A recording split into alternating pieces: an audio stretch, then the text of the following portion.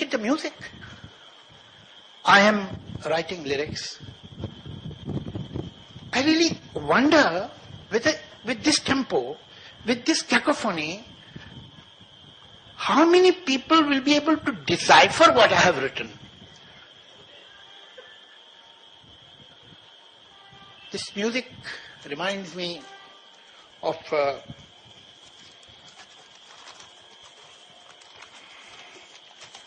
Jalsa Ghar. You remember there was a scene in Jalsa Ghar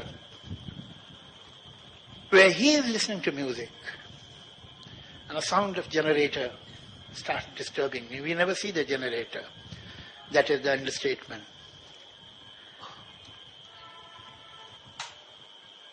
But what is interesting, that the Zamindar of Jalsa Ghar, or the Nawabs of Lucknow in Shatranj Ke Khiladi, they also had his compassion, his understanding. They were not right, but they were human. They were not evil.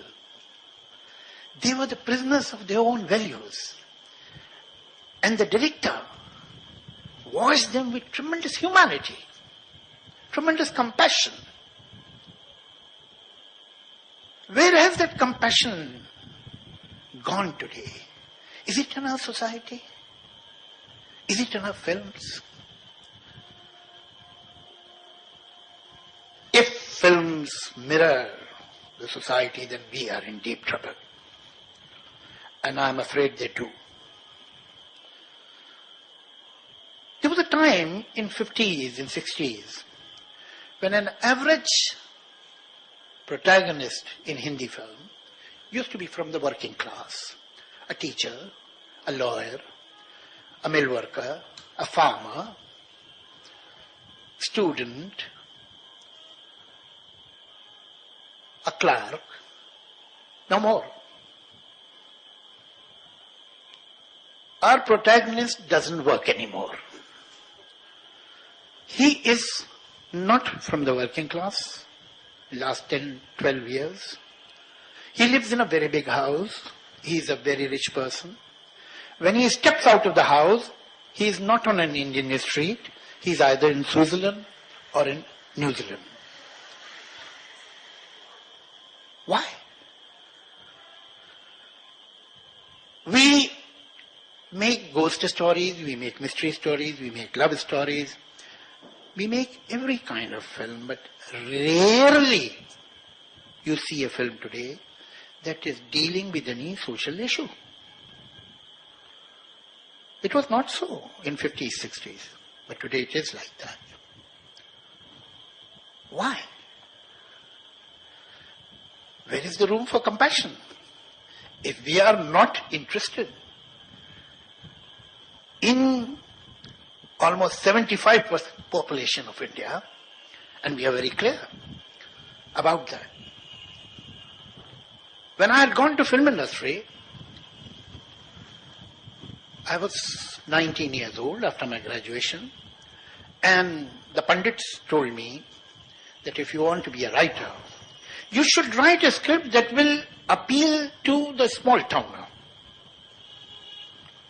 Because how many big cities we have anyway? And in big cities, the theatre rental is so high that you will hardly get any money.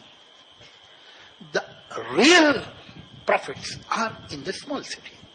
So you should make films, you should make stories, characters that depict the small-time fantasies, small cities' aspirations, their problems, their concerns.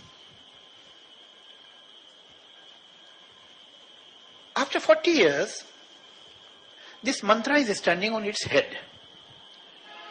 Now the young filmmakers are very, very clear about it.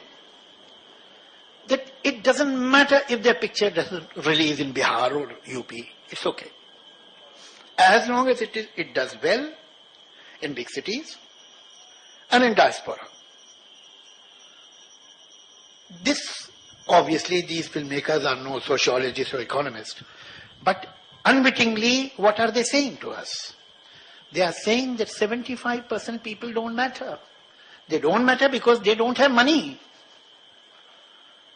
And these 25% people who are living in shining India, they are the people who matter, and we should make film for them because they can shell out money. It's as simple as that. So if I am not making the film for 75% people, why should I show Shorba Joya? She is not, all the Shorba Joyas of the world, or all the Apus of the world, are not going to buy a ticket.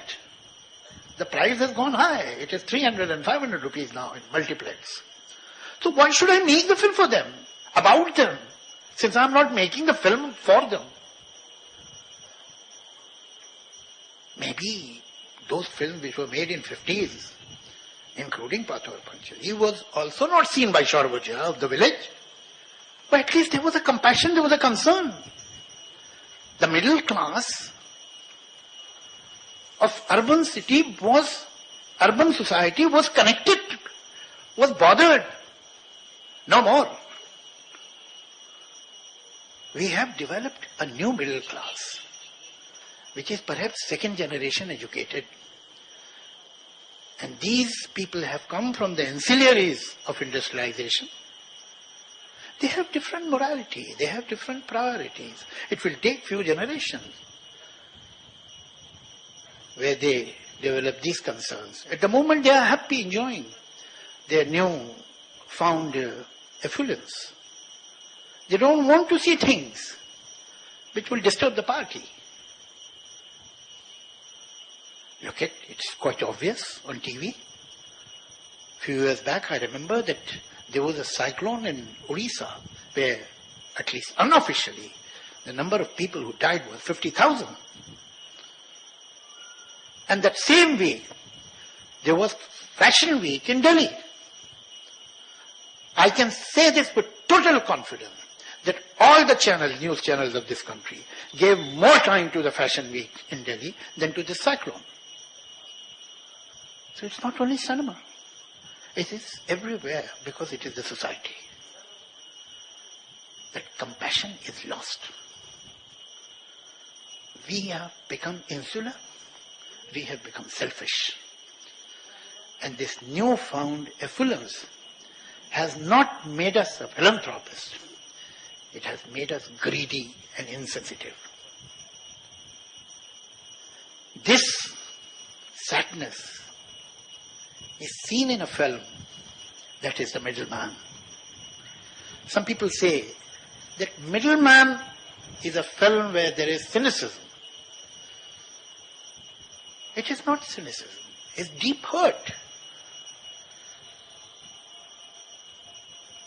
And the director could see what is happening to the society. And if he had resolved it, what was the name of the Somnath, if I am not mistaken, would have refused to do this deal in the end. Perhaps I would have come back with a cleaner conscience. Oh, he refused. No, he did it. And that girl whose name was Kona, but when she is doing prostitution, she gives her name Jyotika. I have more respect for her than many people in this society.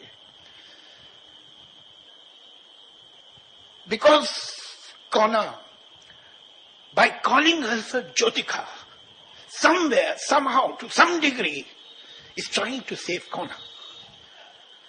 Kona is somebody else. At the moment I am not Kona, I am Jyotika. There is a desperate, tragic attempt to hold on to some purity, some dignity. But what about Somnath? He did not change his name. And none of us have.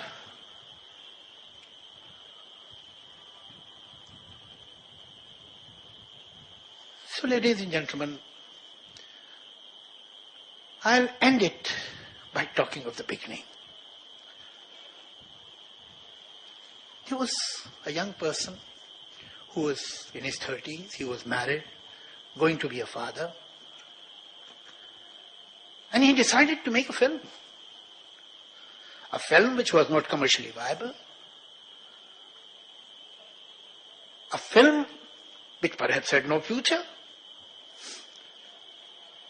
Nobody was willing to put a penny in it. There was all the reason for him to stick to his cushy job and not waste his weekends like that. But he pursued his dreams. And it may have taken more than 2 years, but ultimately he made a film. A film which was totally against the ground reality. At that time, everything should have told him, all the logic, all the worldly wisdom, that he should not do it. But he did it. And the rest is history. All of us are living lives, making compromises, living unhappily, doing things which even we ourselves don't condone. And we call it ground reality. The question is, to each one of you and to myself, whether we are doctors or engineers or painters or businessmen or bankers or whatever we are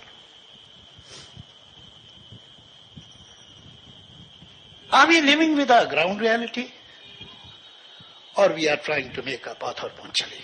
Thank you.